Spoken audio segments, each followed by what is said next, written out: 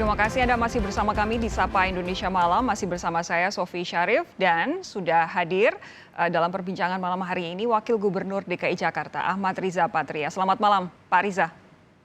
Selamat malam Sehat Mbak Sofi, ya? Bapak Ibu semua. Assalamualaikum, sehat. Waalaikumsalam. Pak Riza, tadi saya sudah sempat berbincang dengan Pak Diki, epidemiolog dan juga Pak Alphonse dari APPBI. Yang ingin saya tanyakan kemarin sudah ada konferensi pers panjang komprehensif dari Pak Gubernur Pak Anies. Yang ingin saya tanyakan adalah sebenarnya tanggal 14 nanti seketat apakah PSBB yang akan kembali diberlakukan oleh pemerintah Provinsi DKI Jakarta? Jadi pertama, kalau kita melihat angka-angka penyebaran, memang dalam seminggu terakhir ini angkanya meningkat mencapai di atas 1.000 rata-rata. Kemudian kalau kita melihat angka kesembuhan, memang ada perbaikan yang luar biasa. Kesembuhan kita meningkat 82%. Kemudian juga angka 78,2%. Kemudian angka kematian menurun sampai 2,7%. Itulah keberhasilan kita semua bisa mengatasi pencegahan penanganan. Namun perlu diperhatikan ketika kami terus melakukan testing yang meningkat, yang sebelum rata-rata 5.000 kita tingkatkan sampai 7.000, ternyata penyebarannya juga dapat kita temukan. Memang inilah cara kami Pemprov Jakarta ingin menyelesaikan masalah ini dengan cara mengidentifikasi masalah, yaitu dengan memperbanyak testing. Itulah cara kami sehingga teridentifikasi dengan baik, sehingga kami dengan cepat melakukan pencegahan dan penanganan. Kemudian di sisi lain, kalau kita melihat ketersediaan tempat tidur, ketersediaan ruang isolasi, itu sudah rata-rata di atas 75% ya. Jadi ruang isolasi kita sudah 81%, ruang tempat tidur kita sudah 77%. Kemudian kalau melihat juga tempat pemakaman, kami yang tersisa dari stok yang ada, dari SSI ada tinggal 1.200. Itu artinya dalam 10 hari ke depan, maka kalau rata-rata ini tidak menurun, maka bisa dipastikan tempat pemakaman kita penuh sekali. Dalam berapa puluh hari ke depan, Pak Riza?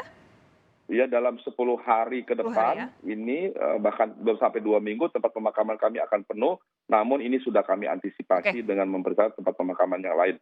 Begitu juga tempat tidur dan isolasi, sebetulnya juga sudah kami antisipasi dengan terus meningkatkan jumlah kapasitas. Oke, Pak Riza, tapi pertanyaan saya awal tadi, seketat apa nanti PSBB yang akan berlaku mulai tanggal 14? Ya, kalau kita lihat seketat apa, tentu kita berusaha seketat mungkin sebagaimana dulu kita berlakukan PSBB di masa awal ya, sebelum masa transisi. Artinya semua unit kegiatan kita minta ditutup dan semua bekerja di rumah, beribadah di rumah, dan belajar di rumah. Kecuali ada beberapa yang memang dibuka, yaitu 11 unit kegiatan atau unit usaha, sebagaimana sudah sering disampaikan pemerintah pusat sejak lama, yaitu diantaranya terkait masalah energi, keuangan, terkait komunikasi, perhubungan, perhotelan, makanan, dan lain sebagainya. Itulah 11 unit-unit yang kita buka. Kemudian juga yang perlu ada penyesuaian yaitu rumah ibadah. Ya, yang sebelumnya dulu rumah ibadah semua tutup, sekarang semua rumah ibadah diperbolehkan kecuali yang di raya, artinya rumah ibadah raya yang di tengah-tengah kota, yang menjadi persinggahan atau jamaah yang datang dari berbagai daerah, provinsi, atau berbagai wilayah.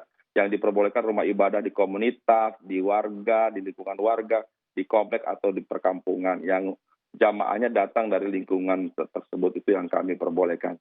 Unit-unit kegiatan lainnya kami minta untuk ditutup untuk memastikan supaya kita bisa melakukan PSBB dengan lebih baik. Termasuk pusat perbelanjaan ya?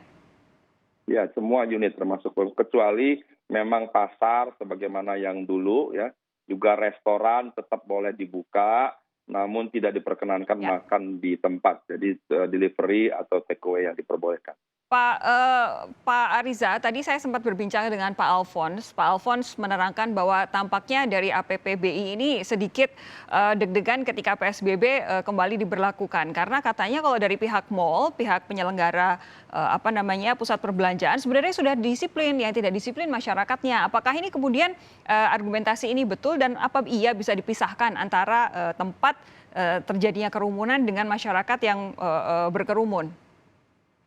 Ya betul yang disampaikan Pak Alfonsus bahwa memang tempat pengelolaan unit kegiatan di mal itu termasuk unit kegiatan yang baik ya, yang disiplin, yang tertib. Sering kami sampaikan. Yang pertama dari existing bangunannya mal kan umumnya besar, dia luas, ada berhol-hol, sehingga sirkulasi udaranya juga lebih besar, lebih luas, dan jarak di situ terjaga ya, tidak berbeda dengan kita di pasar yang koridornya kecil, sempit dan sebagainya. Kemudian di mal itu umumnya didukung oleh fasilitas yang lebih dari standar, bahkan ada QR code-nya di depan, disinfektornya, termogan, dan lain sebagainya. Bahkan di setiap toko sesuai dengan anjuran kami juga dilaksanakan oleh pengelola atau pemilik toko. Umpamanya kami minta di setiap toko ditulis berapa kapasitas yang boleh masuk dan sebagainya. Dan juga di mal-mal juga tertib, ada pengawasan. Untuk itu makanya sejauh ini belum pernah kita temukan di mal terjadi kluster-kluster baru. Kami sangat mengapresiasi dan terima kasih pada pengelola dan pada pemilik toko. Bahkan, mohon maaf, pengunjung mal juga relatif lebih baik sesungguhnya sejauh ini pemantauan kami.